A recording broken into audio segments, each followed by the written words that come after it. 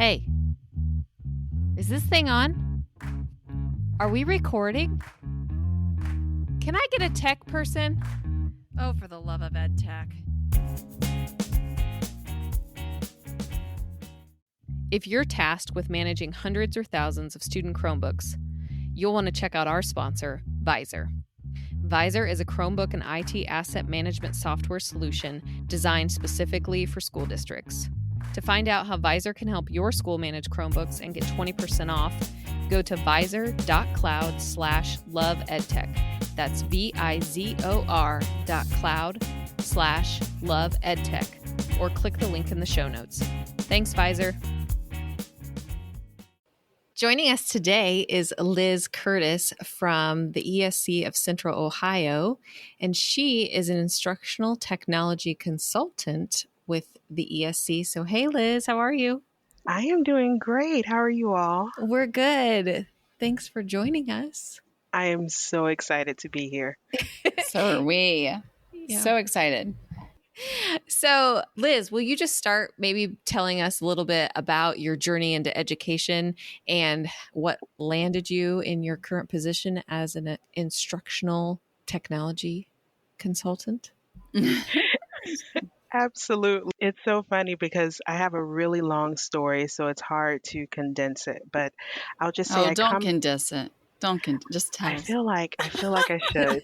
I feel like I should. I come from a huge family, and many of them are educators. And so it's not a big surprise that I ended up being in an educational field. When I went to college, though, I was determined to major in advertising, which is what I did. And I attempted to minor in business very unsuccessfully.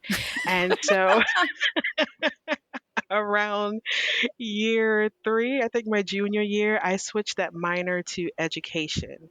And I feel like that is what kind of turned things around for me. I was like, okay, so maybe I do like education a lot. And my mom was like, she told me from the beginning, you needed to be in education.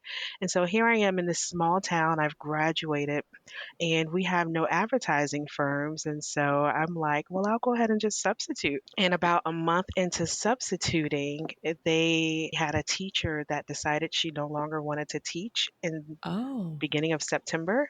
And they told me that was now my class. My first year of teaching was with a group of fourth graders. We were all very nervous. And at the time, I was in a classroom that even though we were elementary school, they would switch out for different blocks for different subjects. And so for my reading block, I literally had second graders through fifth graders in the same reading block for 90 minutes. Oh my gosh, no. As a first year teacher, could you imagine the horror? Oh my Yes, gosh. I'm imagining it right now. Yeah, it sounds like a planning nightmare. What's funny is I don't even remember the name of the reading program we were using, but somehow these second through fifth graders were all on the same reading level, and I had to make it work. And so I did that through technology. I had to use technology because centers were not an option. I had to use them to be able to function. I taught elementary school for about 9 years, but that first class kind of forced me into understanding what different educational technology tools were out there. So fast forward, I come up here to Ohio with my husband, and I thought I was going to teach up here immediately. But I couldn't do that because they didn't want to switch over my Florida professional license to be Ohio. Oh my gosh. And so there I was working at McGraw-Hill, and then linked up with WSU Classroom, and then kind of got stolen over to the ESC and haven't looked back since. And so I've been in this role now since 2017. It's been absolutely fabulous just trying to help teachers and be able to say I come from a teacher's perspective. So I know you don't want to just sit and get, like you want to be involved and learn. And so that's been a lot of fun. My whole big thing is I love the elementary level basically because that's like all I know as far as the time that I spent in the classroom. And I know what it's like to have those littles remember a password Word. or Mhm. username. 90% of the time, it's just getting them onto Yes. whatever tool you Yeah. want them on. So I've kind Yeah. of made it my mission to create those tools that are just so easy for them to hop onto and be able to show their learning without getting lost. What's your favorite thing to teach teachers about technology with littles? So my favorite thing to teach teachers that are working with the younger kids is, first of all, not to go out and spend money first. There are so many free resources out there. I like to teach them how to get to their resources, how to work smarter, not Not harder. harder. Stop giving yourself all that work. And so even the templates that I make for teachers, a lot of them I kind of do one or two slides to show them how to do it. And it's Mm-hmm. kind of meant for their students to go in and then make their own slides to show their learning as well. And Mm-hmm. so, because I kind of want to get the kids to work and give them some ownership of what they're doing as well. That's one of my favorite things to tell teachers, like, stop spending all of your money first, Mm-hmm. like learn how to search. I actually, in preparation for this podcast, I was able to update my blog that I hadn't touched for almost like a year because of everything I had been going through. And that was like one of my first tips. Like, if you're looking for Google Slides, here's what you need to type in to the search. Like, and so Mm-hmm. it's in my blog on Twitter. That's my little shameless plug. But We'll link that in the show notes for sure. What's your Twitter handle? Oh, Liz on Tech. My second favorite thing that I always tell educators now is the importance of social media. Like, we Mm. have a lot of teachers who are kind of afraid to Mm-hmm. kind of step out there and get on social media.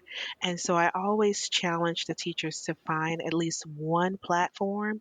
And even if they're joining as like a pretend person, like, it is worth getting on there and just doing some searches for whatever it is you're teaching Yeah. and looking at all the resources that are out there from teachers. Like, literally, Facebook has groups, Yes. Twitter, oh my gosh, has a huge educational group of people, and even TikTok. My nephew, he was like, "You need to join TikTok." And I was like, "Okay, well, if you download the app and set it up for me, I'll join."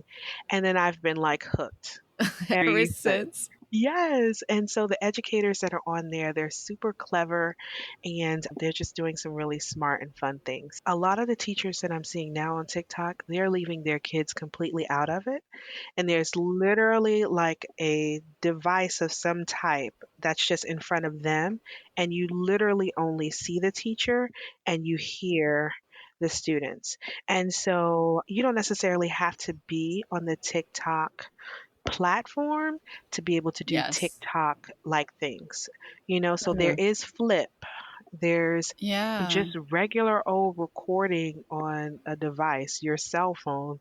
I've gone into schools and used my cell phones or just an iPad, teaching someone how to do like their favorite thing, or you can apply educational things to any of those trends. Well, a lot of those trends. I like to create templates. So if a teacher was like, hey, I want them to do like these TikTok like videos for blank, then that's where I would come in and say, okay, let's make a template. We can have them do a little bit of planning. Like, Yeah. before they even see a recorder, they can Mm. have it all mapped out, what they want to do, what they want to show, what learning they want to display, and then we can hit record.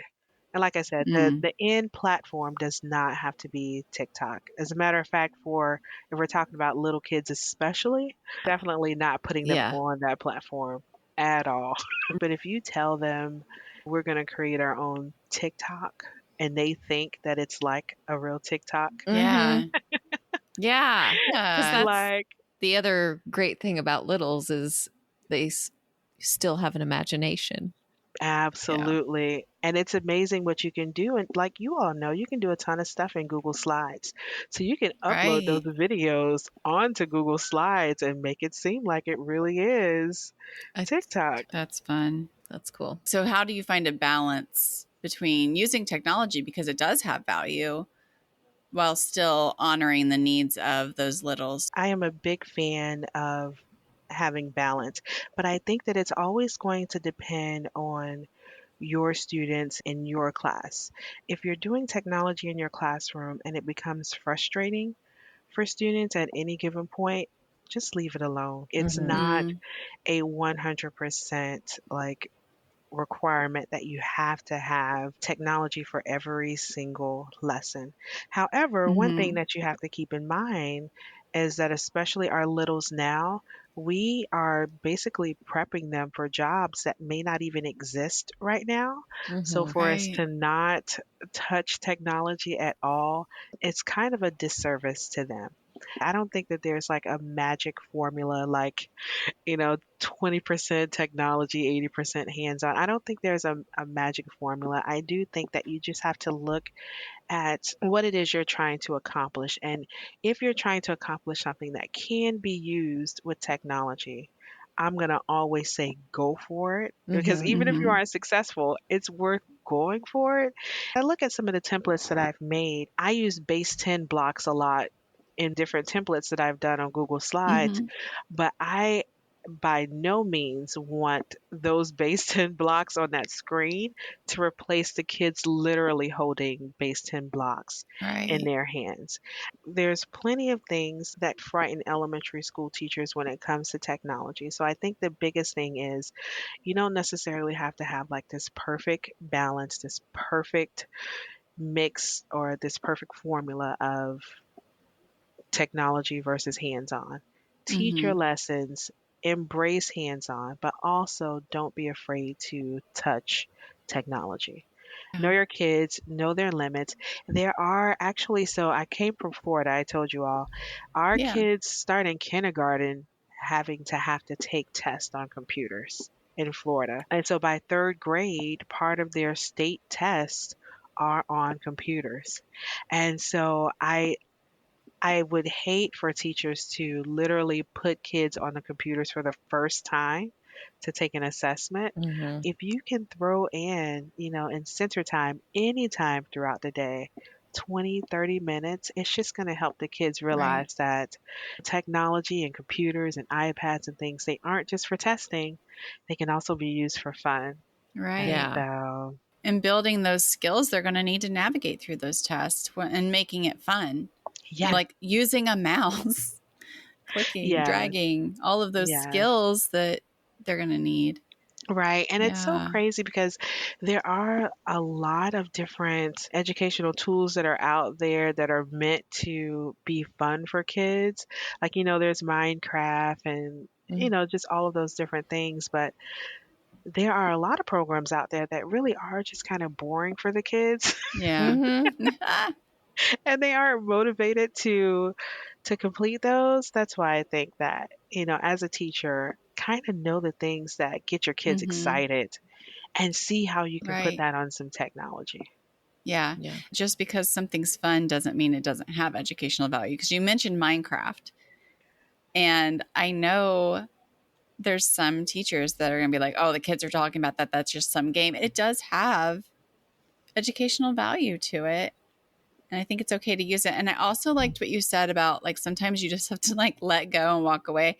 I think it's important that teachers feel like they have permission if something's not working to make that pivot and make a change. It's okay Right. to And walk that's away from something.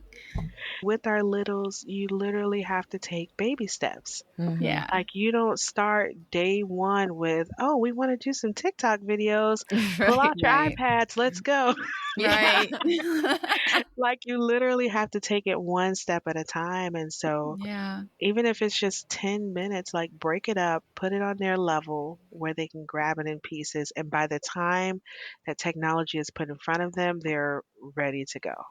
Yeah. Yeah. I So like that. that's, yeah. So I Yeah. guess Mm-hmm. that's where you can get that balance, just making sure you aren't being overwhelming. Because sometimes teachers don't really like to try things that they aren't comfortable with themselves. Mm-hmm. But I think it kind of makes them more human when they're able to stand in front of their class and say, hey, we're all going to learn this together. We're going to try something new. This may happen, but, something else may happen as well that may not be as good, but we're just going to work through it. We're going to get through it. My space is elementary ed. Mm-hmm. And so any type of way that I can make that fun. So like one of the things I really like that I haven't fully embraced yet is Edu protocols. Have you all heard of those? Yes. So Yes. I like those because they are templates that you can use over and over and over again, which is essentially what I like to create. So I feel like I've been Right. doing Edu protocols and I just didn't have that wonderful name to Verbiage. go along Yeah. with it. So I haven't read the books or anything. I plan to do that soon, but I recommend that to teachers. I like to get teachers working efficiently. I like to be able to hand them templates and then whatever lesson they were doing that day, they can just plug that in to be able to get some reflection of learning that has taken place in their class. Do you have any other tips or tricks you'd like to share with educators when it comes to technology and the incorporation of it? Yeah, sure. So, for anyone that's afraid to just step out there, just know that you can incorporate technology literally into any activity you're doing. So, even our kindergarten teachers, if you are working on writing with your students, you literally can have your students write out their letters, take a picture of their letters, and then upload that picture into Google Keep. And what Google Keep does is it knows how to grab text from images, and that's even handwritten text. And so have Google Keep grab that text, and you can tell your students, hey, if Google Keep can grab your text, that means you wrote your letters correctly and Love neatly that. so that they can read it. And then boom, you have incorporated technology into your lesson. And so everything doesn't have to be grandiose. Just take what you're already doing, throw a camera on it, and see what's out there that you can I like use. that. I actually do have a template for that if anyone is interested. Okay. We can link it. I have a Yeah. template for writing letters, and the class that I did it with, some kids had made it through the entire alphabet and they wanted to start writing sentences. Oh, And so cool. it was a little station that this kindergarten class let me experiment with. And yeah, the kids love that station. That's so cool. That's fun. I know. Now I want to try it. Yeah. You're like, how good is my handwriting? Yeah. I know. I'm like, depending on how fast I'm writing, it may not be as legible as. Yeah. As it should be.